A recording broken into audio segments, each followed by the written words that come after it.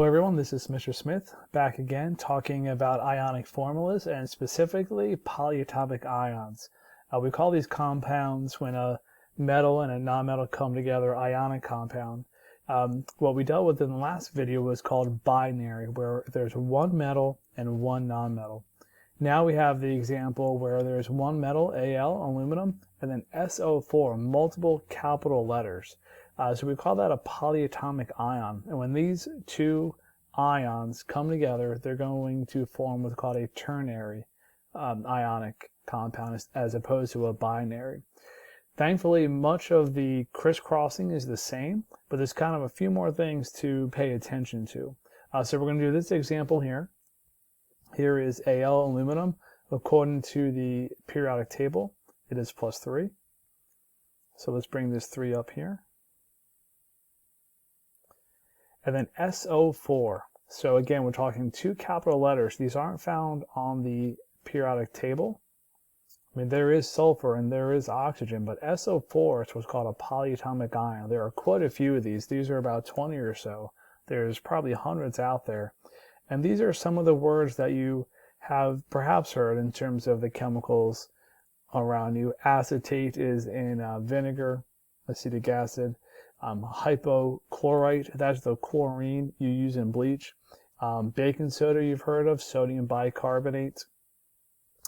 There's carbonate there, so our bones are made out of calcium carbonates. Something else you've heard of, perhaps sulfate. Sulfuric acid is the most mass-produced chemical in the world. Phosphates and sulfates and nitrates, these are very common in fertilizers. So these are very common chemicals that they're nonmetals, typically nonmetals with a few exceptions. You can see chromium has made it into the list. But these are nonmetals that form together and kind of form one unit, one ion. So instead of it being a sulfide, just a sulfur ion with a 2- charge, there's actually S with a bunch of oxygens, S with a bunch of oxygens for, in this case, 4 oxygens, in this case, 3 oxygens. And so they come together and they kind of stick together and act as one unit, or in this context, one ion. So going back over here, SO4, tracking down SO4 is up top, and that is sulfate, SO4 2-. So I need that charge. So I'm going to bring the charge up here. So we still have a cation in the front, anion in the back, and it's still going to crisscross. And so this 3 goes down here. This 2, and I actually do prefer these as I'm thinking about it. It doesn't really matter if the negative's in the front or the back, and apparently I chose the wrong one, right? That should not be a -3. I hope some of you guys caught that. So let's start fresh. Aluminum is +3. Mistakes happen. It's great to catch them. And again, it's a little bit better for the +3 to be behind, for the plus to be behind the 3. It doesn't really matter. If you're kind of a purist of a chemist, then ionic charges have the number in front and the charge in the back. And then something called oxidation state is where the sign goes in the front. But for us, this is the most truthful. If you guys caught that mistake before with my aluminum 3-, thank you very much. I'm glad to catch it myself. So now we have a 3. We talked about crisscrossing last time. So one superscript becomes the other subscript. So that goes down here. And then one superscript, again, no charges on the subscripts, just drags over, fits in this little box, and it's 2. So how do we type that? And so we're going to end up with Al for aluminum. And we're going to write down there's 2 of them.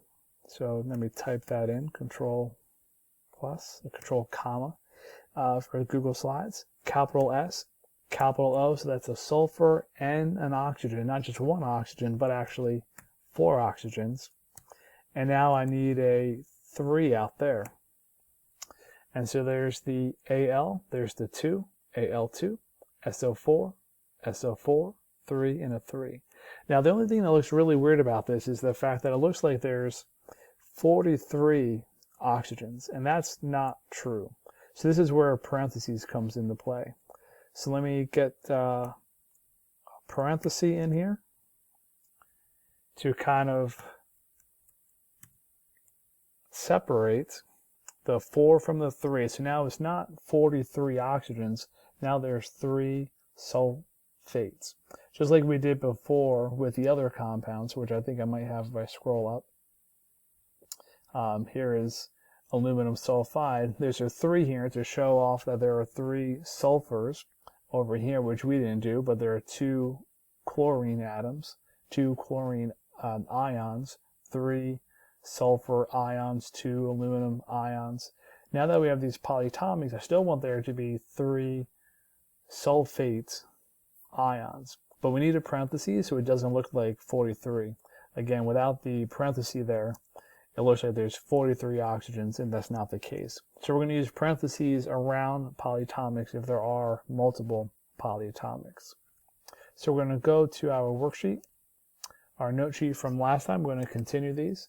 I have the polyatomic ions up top. It's a little blurry as I copied and pasted, but the periodic table that you have has much better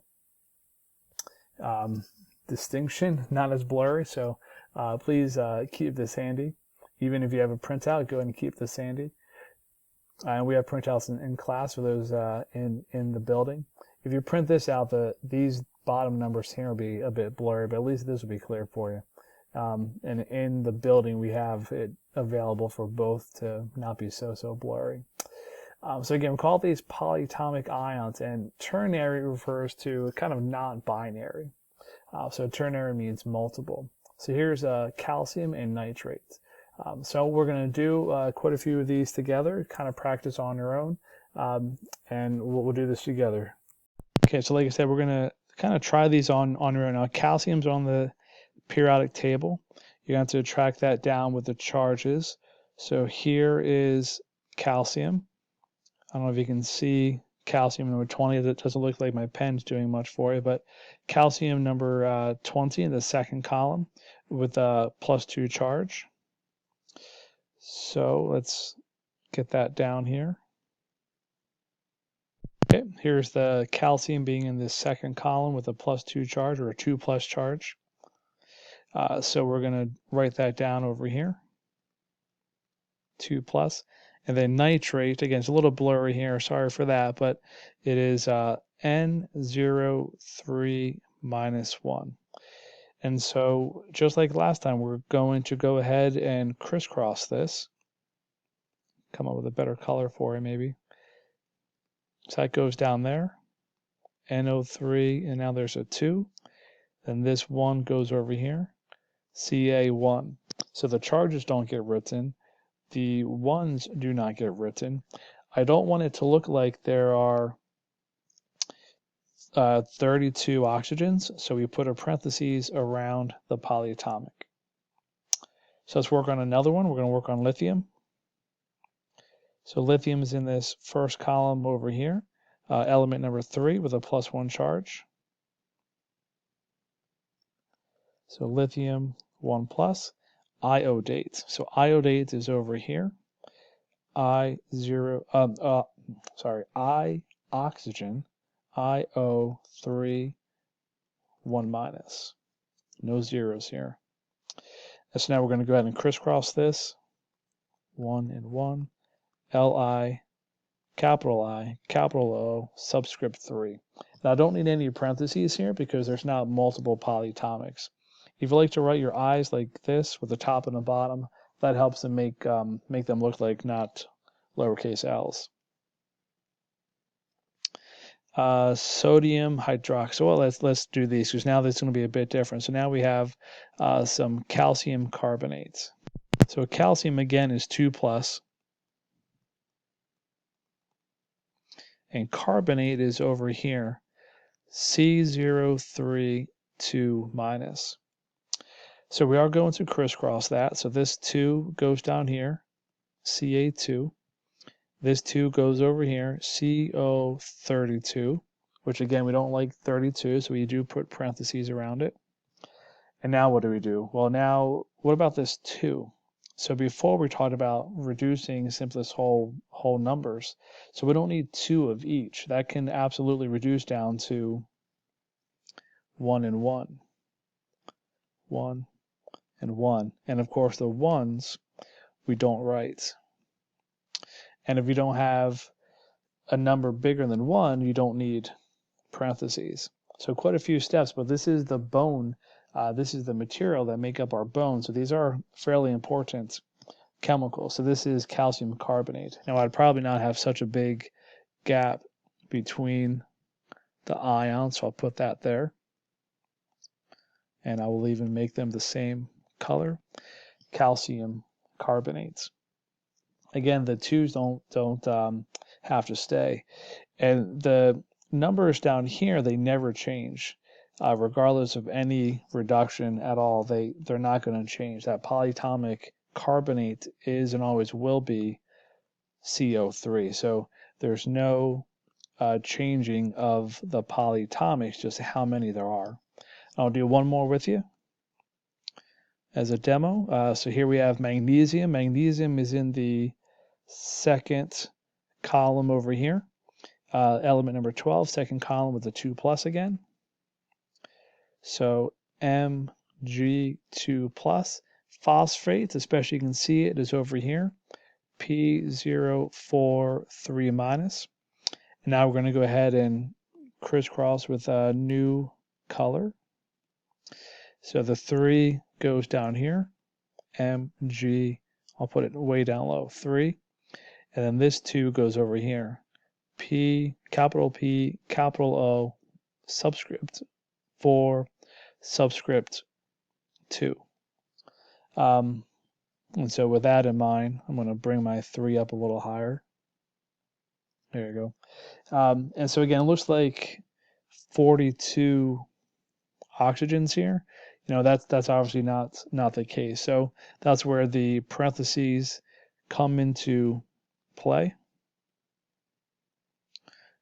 And now we have 4 oxygens within the parentheses and the 2 outside.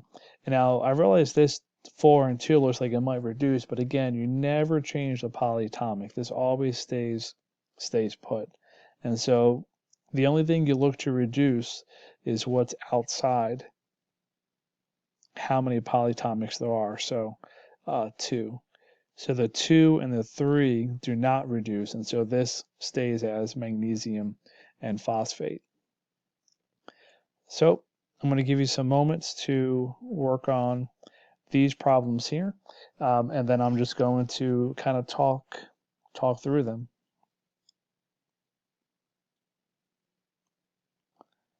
Sodium is in the first column. Hydroxide is a polyatomic with a 1 minus. So I crisscross that.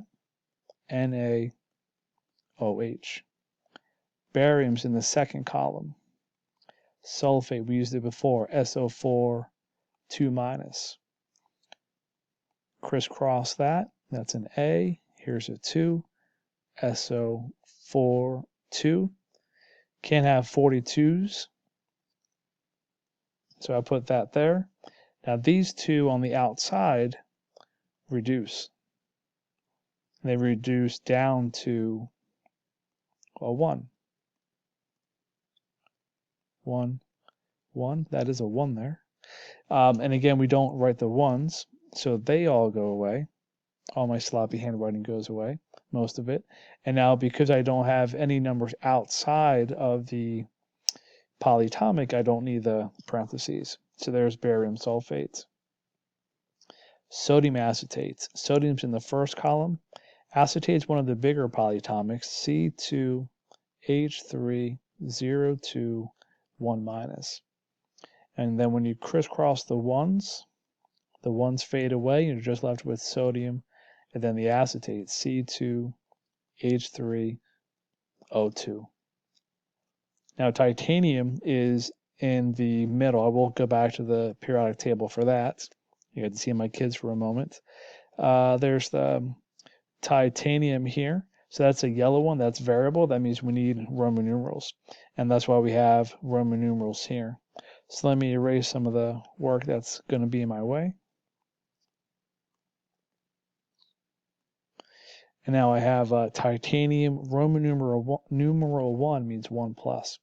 And then chlorine is 1 minus. That's on the periodic table.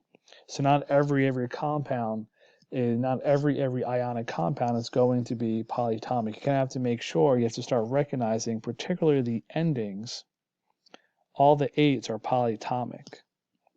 And we'll practice that as the naming goes on in the next video. But now we just get titanium, chlorine. The 1s cancel out. Silver with the Roman numeral 1, 1 plus, nitrate, N03, 1 minus. Again, keep referring back to your polyatomics. And then crisscross, and you get silver nitrate. This pops up a lot in vampire and werewolves movies because it is a way to make silver aqueous, and we all know vampires and werewolves don't like silver. So let's work on barium nitrate. Barium's in the second column. Barium 2 plus, nitrate, NO3, 1 minus. So crisscross that, you get barium, 1 barium, I'll write it down temporarily, and then nitrate, 2 of them. This 2 goes out here, NO3, 2.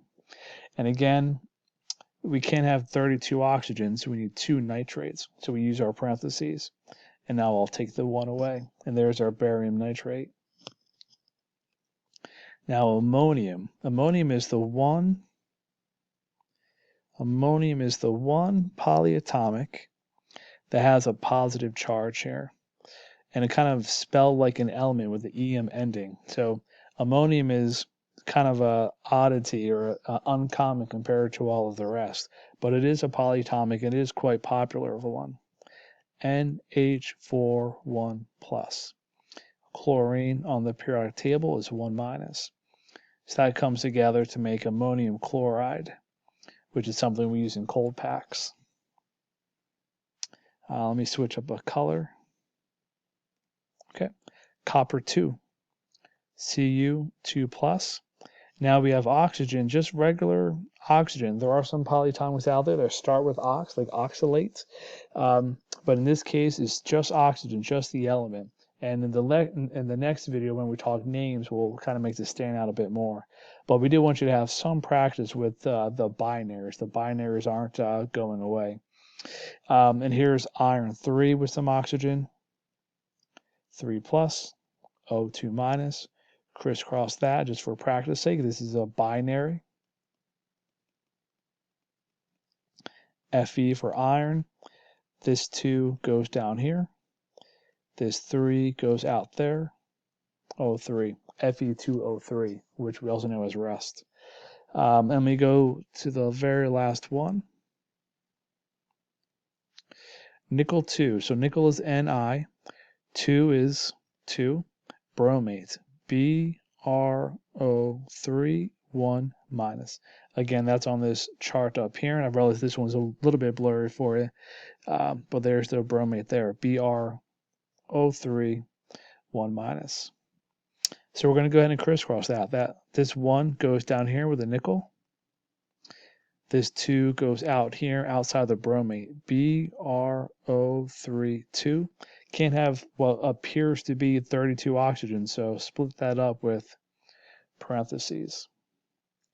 So good luck. Good luck with the Edge Elastic worksheet that's there for you. And reach out if and when you need some help. And remember, chemistry is everywhere.